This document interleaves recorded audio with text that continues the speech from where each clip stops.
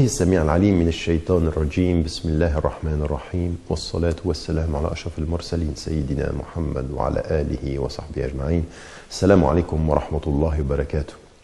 Une nouvelle émission de Risalatul Islam, le message de l'islam, autour d'un des thèmes essentiels sur lesquels nous nous sommes arrêtés depuis si longtemps dans ces émissions, et nous essayons de comprendre notre religion, de nous comprendre son message, d'en comprendre les objectifs particulièrement profond, en essayant d'aller, autant que faire se peut, vers cette profondeur-là, Inch'Allah.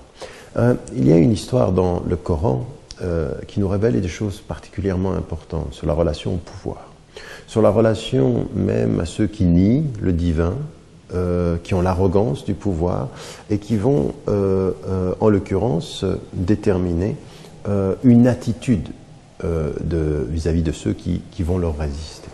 Alors on le sait, il y a l'histoire de Moussa alayhi salam, Moïse. Et donc Moïse, qui est celui qui est venu avec le livre, c'est la tradition juive, et il vient porter le message de cette tradition, reconnu dans la tradition musulmane. Il va constituer l'une des religions qui sera min ahl al-kitab, des gens du livre. Eh bien, Moussa alayhi salam, Moïse, Allah subhanahu wa ta'ala va lui donner une mission. Alors on le sait, ça va être la libération du peuple d'Israël, du joug de Pharaon, et donc il va falloir, il va être envoyé pour libérer son peuple. Et on le sait dans le Coran, Hal ataka hadithu Moussa. Est-ce que l'histoire de Moussa, de Moïse, t'est parvenue? Et puis Allah subhanahu wa ta'ala lui dit, Idhab ila Fir'aun innahu tagha. Va auprès de Pharaon car il a transgressé. Et il y a à un moment donné une réflexion tout à fait particulière qui est adressée, parce que Moïse, dans Surat Taha, on a cette réflexion où il dit, où il demande à Dieu, parce qu'il a un défaut de prononciation,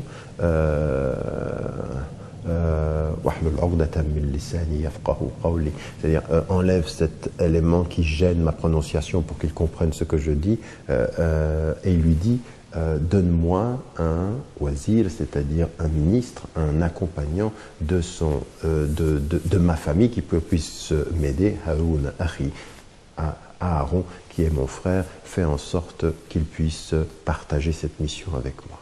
Et Allah subhanahu wa ta'ala, Dieu va envoyer les deux. Idhaba ila Fir'aun innahu tagha. Allez tous les deux auprès de Pharaon parce qu'il a transgressé. Et dans cette mission, il va leur être dit quelque chose de tout à fait particulier, sur laquelle il faut s'arrêter, qui est très très très profonde, très lourde en enseignement quand on s'arrête à sa compréhension. Quand il est dit وَقُلَ لَهُ قَوْلًا لَيِّنًا لَعَلَّهُ يَتَذَكَّرُ أَوْ يَخْشَى.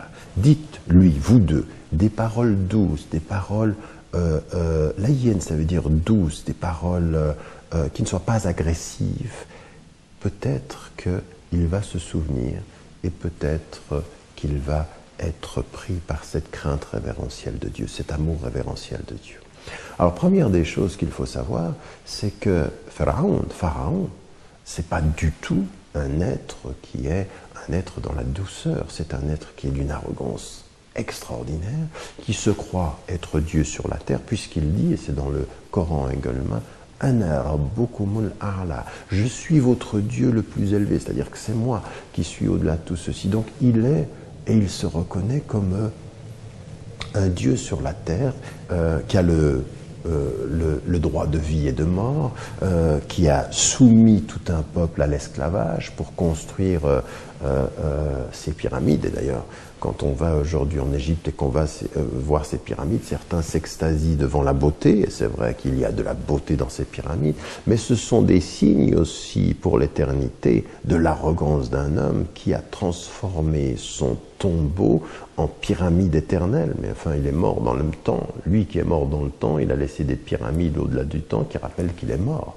En fait, ces pyramides de l'éternité sont là pour rappeler sa temporalité. temporalité et le fait qu'il est parti.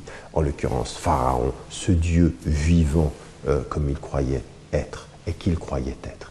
Donc, en l'occurrence ici, on a un homme qui, en l'occurrence, va, pour se protéger de son peuple, aller jusqu'à demander à ce qu'on tue tous les garçons de ceux qui sont ses esclaves, de la communauté du peuple juif. Et donc il va aller vers une attitude qui sera extrêmement dure et extrêmement impitoyable. Cet homme-là, qui dit « Je suis votre Dieu le Très-Haut », eh bien, Allah subhanahu wa ta'ala a dit à Aaron et à Moussa, alayhim assalam, il leur dit « Allez vers lui ». Parce qu'il a transgressé. Il a dépassé les lignes de ce que son humanité devait lui permettre. Il s'est cru Dieu au-delà du divin. Il est devenu arrogant au-delà de son humilité.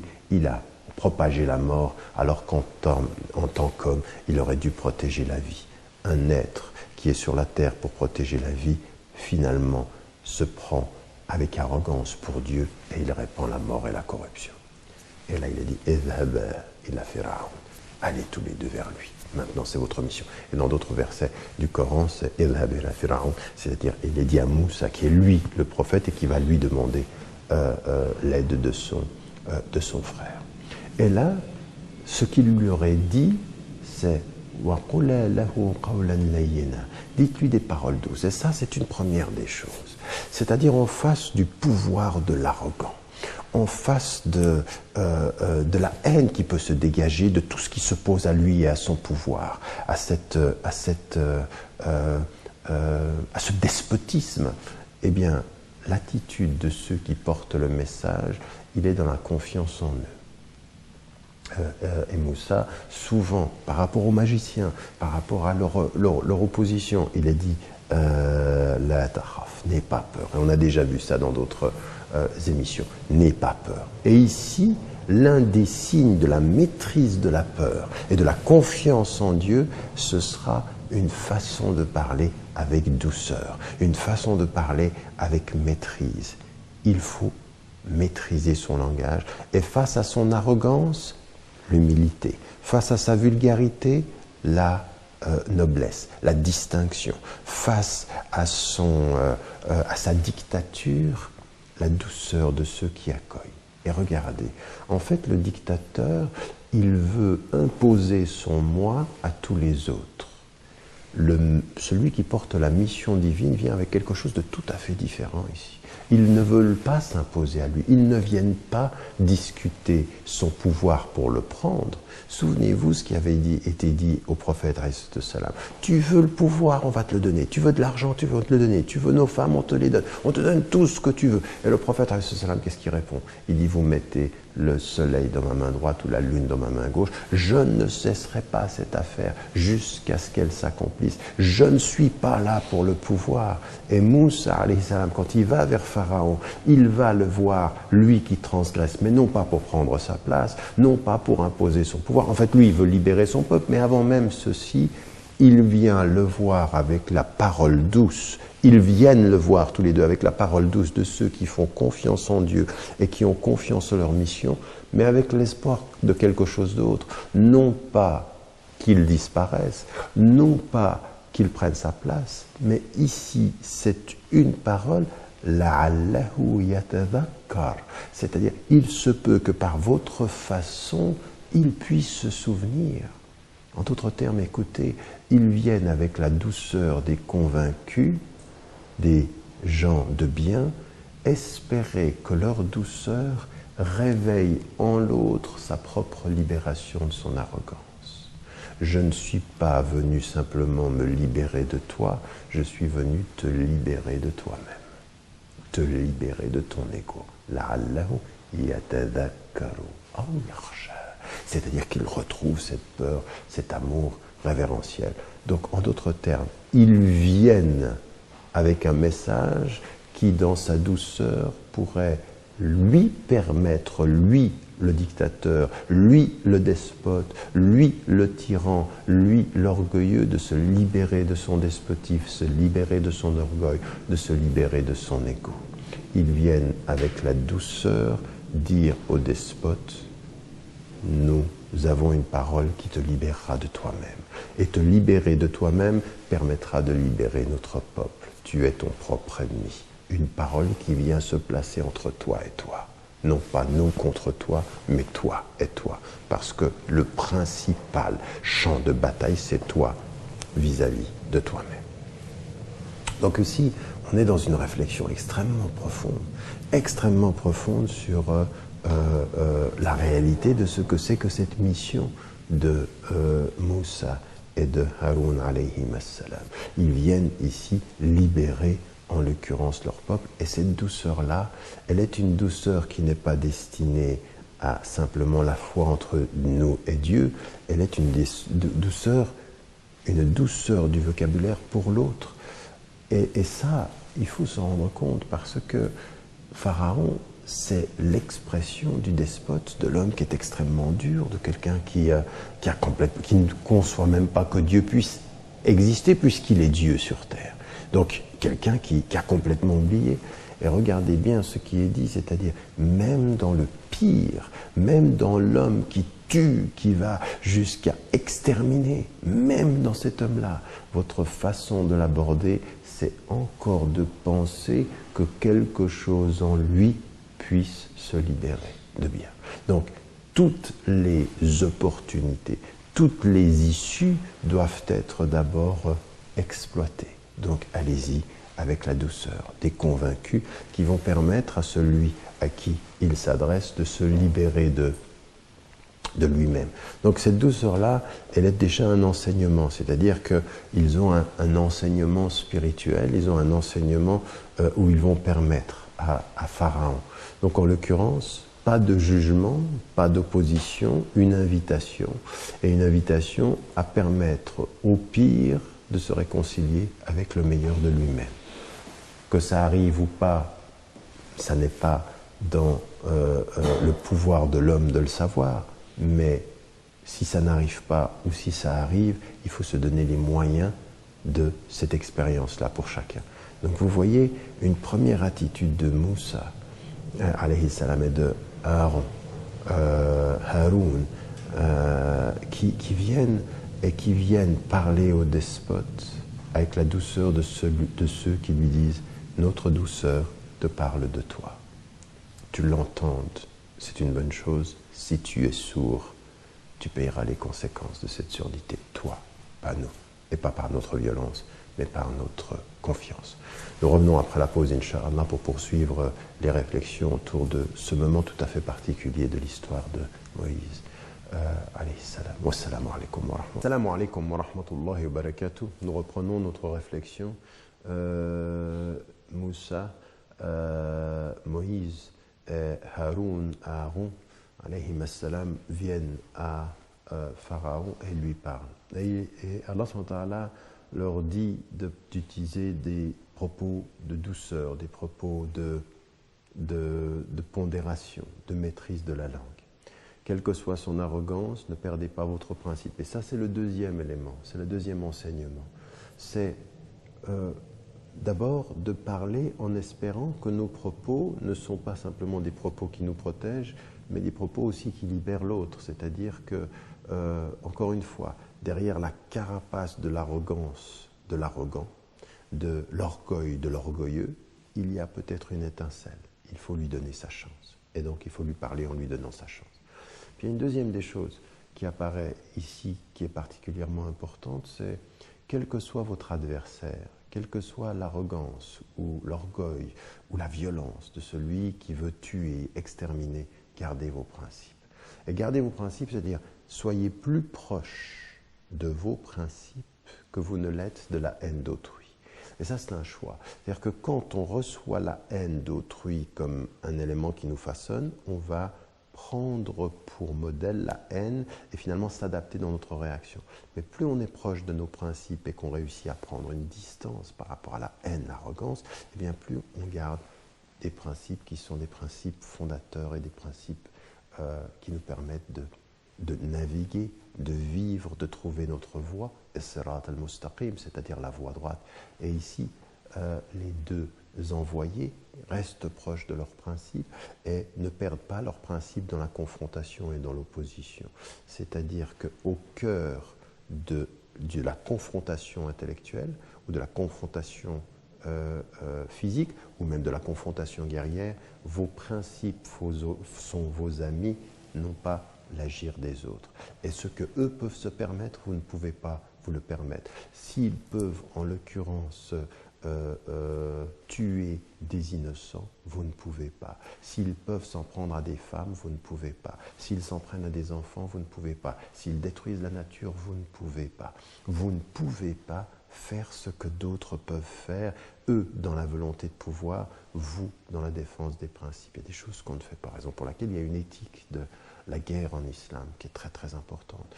Ce qui avait été dit à Oussama par le prophète salam, qui a été répété par Abu Bakr as-Siddiq, quand il a dit on ne touche pas aux femmes, aux enfants, aux religieux, à la nature, etc. Pourquoi? Ça veut dire restez proche de vos principes. Vos principes vous commandent et non pas l'adversaire. Et même quand eux, ils dépècent, ils torturent ou quand ils coupent les cadavres, vous ne pouvez pas faire ça. Le cadavre du mort est à respecter, même si l'adversaire ne respecte pas vos morts. Donc ici, c'est un deuxième enseignement qu'on voit dans cette attitude qui fait la noblesse de quelqu'un qui est « je te parle à toi pour te libérer de toi et ma liberté, elle viendra aussi de cette possibilité pour toi de te libérer, toi l'arrogant et toi le despote ». Deuxième élément, il y a de ce point de vue-là le fait de s'en tenir à ses principes et de ne pas adapter son attitude à l'attitude d'autrui, même en face du despote. Puis un troisième enseignement, c'est celui qui revient de toute cette histoire-là, parce qu'ils viennent avec la douceur, ils viennent avec le calme, et ils font comprendre une chose, ma détermination n'est pas dans l'agressivité, n'est pas prouvée par l'agressivité, c'est pas parce que je parle fort que je parle plus juste, non. Quand je parle doux, quand je parle avec des principes, quand j'ai des principes enracinés dans un propos qui est doux et dans la confiance, alors effectivement, de ce point de vue-là, je peux me libérer. Je peux m'en libérer. Et je me libère en l'occurrence du despote et je peux en l'occurrence gagner. Et c'est ce qui va se passer avec les deux envoyés. Ils sont tout à fait déterminés, ils ne se laisseront pas faire. Et lui, il va venir avec toutes les armes qu'il peut imaginer. L'arme des magiciens, l'arme du fait de tuer ceux qui pourraient être ses ennemis. Et la détermination de Moussa alayhi salam et de Haroun, elle est tout le temps là. C'est-à-dire, nous savons quelle est notre voie, nous savons quels sont nos principes et nous savons quels sont nos objectifs. Le peuple d'Israël sera libéré du despote, sera libéré de celui qui se prend pour un Dieu, avec l'assurance, le calme et la détermination de ceux qui sont en paix avec eux-mêmes et qui ont proposé dans un premier temps à celui qui était étouffé par son arrogance de se libérer, mais étouffé comme il l'était et emprisonné dans son ego, il finira par y perdre et le pouvoir parmi les hommes et la vie devant les hommes. Et ça, c'est aussi une détermination, un enseignement important. Donc, quand on essaye de comprendre ceci, de comprendre en l'occurrence notre rapport aux éléments difficiles de la vie. Alors, on a dans notre vie quotidienne des gens qui sont des êtres arrogants, on a des despotes, mais on a aussi des gens qui sont intellectuellement arrogants, qui peuvent être athées, agnostiques ou d'autres religions. Même on a de l'arrogance parmi des gens qui sont de notre propre religion, qui pensent, eux, que leur seule compréhension est la bonne. Il y a eu des écoles juridiques, jusqu'à 18 écoles juridiques dans l'histoire de la législation musulmane, et il y en a qui pensent « ma position est la seule. Même qui vont jusqu'à considérer les firaq, les 73 qui font partie du hadith en disant c'est la mienne, on est el firqatun najiya, la seule qui soit. Et même Ibn Taymiyyah disait mais non, c'est ceux qui sont le groupe qui est élu, c'est Ahl Sunnah wal Jama'a, c'est-à-dire c'est aussi une diversité d'écoles, tant qu'on est dans el halal halal wal haram haram, wala nuhallil haram wala nuharrim halal, on n'interdit pas ce qui est juste et on ne rend pas juste ce qui est interdit. Voilà des éléments qui permettent une diversité. Et on voit même dans les communautés musulmanes, même parmi les musulmans, une arrogance. Des gens qui servent l'islam avec arrogance et qui pensent qu'ils ont la seule voie juste. Eh bien non. De ce point de vue, il faut avoir avec de la douceur, avec de l'humilité, toujours cette position de principe. Nous avons nos principes et face à l'arrogance interne, face à l'orgueil interne aux communautés musulmanes ou parmi d'autres religions et traditions ou parmi ceux qui n'y croient pas, eh bien toujours garder ces principes, toujours être un rappel pour soi et pour l'autre. À celui qui pense qu'islamiquement il a la réponse et que tous les autres sont dehors, on lui dit tu dois ajouter à la fin de ton propos Allahu A'lam, Dieu seul sait. Dieu est le plus savant. Et si Dieu est le plus savant, c'est que toi, tu n'as pas tout le savoir. Il se pourrait, comme l'a dit Shafi'i, que tu sois vrai et que tu penses que tu es vrai, que les autres ont tort et que pourtant ceux que tu penses avoir tort est du juste alors que toi, tu es dans l'erreur. Raison pour laquelle il faut une humilité de ce point de vue-là. Et ça se dit avec douceur. La force de la conviction, elle est toujours dans la douceur, jamais dans l'agressivité. Et donc, en l'occurrence, ici, ça c'est quelque chose qu'on dit à l'intérieur, c'est quelque chose qu'on doit dire aussi avec des traditions différentes, religieuses, ou avec des gens qui sont athées, qui vous disent il n'y a pas de Dieu, tout est possible. Et on dit non, mais je veux dire, ça c'est peut-être votre opinion, ce n'est pas la seule qui soit, mais toujours dans l'argumentaire qui a la douceur comme moyen d'expression et l'intelligence comme substance et la sagesse comme attitude. C'est pour ceci qu'on a Ud'u ila sabili rabbik bil hikmati wal maw'izati al hasana wajadilhum billati hi ahsan. La sagesse dans le comportement, la substance qui soit éclairée et puis le mode d'expression qui soit le mode adapté. Et là vous apercevez que Moussa alayhi salam, c'est ce qu'il fait exactement. بالحكمة, avec la sagesse, le qawl al-layyin, c'est la sagesse. وَجَادِلْهُمْ بِالَّتِي هِيَ أَحْسَنُ, ça veut dire et parle-leur de la meilleure des façons, c'est ce que va faire Moussa. Et de la meilleure des façons, et dans la substance également.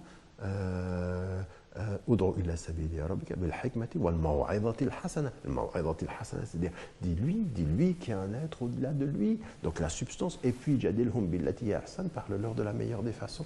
Regardez, les trois éléments sont dans l'attitude. Et appeler les gens, ça n'est pas forcément pour les convertir. Nous, on n'a pas le secret des cœurs.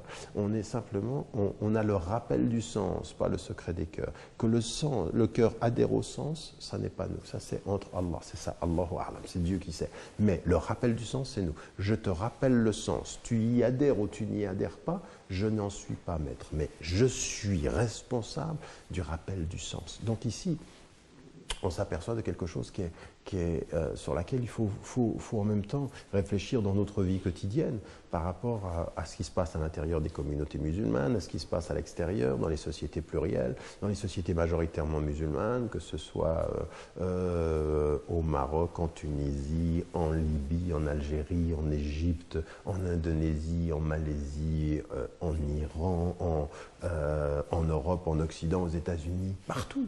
Partout on est lié à ça, partout nous devons faire face à cela, partout nous avons à comprendre ces enseignements-là et à comprendre en l'occurrence comment faire face à l'adversité.